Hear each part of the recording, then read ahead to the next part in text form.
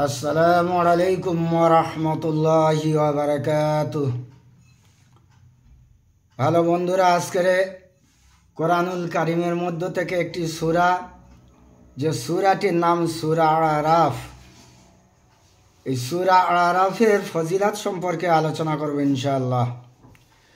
কোনো ব্যক্তি এই সূরা 3 বার পাঠ করলে জালেম শাসক তার সাথে কোমল ব্যবহার করবে, তার প্রতি দরদি হবে, আর সে ব্যক্তির সর্বপ্রকার বিপদ আপদ থেকে নিরাপদ থাকবে। আর এই সূরা নকশা লিখে তাবিজ বানিয়ে সঙ্গে রাখলে সর্বপ্রকার বালা মুসিবত থেকে নিরাপদ থাকবে। আল্লাহু আকবার। আল্লাহ পাক আমাদের এই সূরা আরাফ আমল করা তৌফিক দান করুন।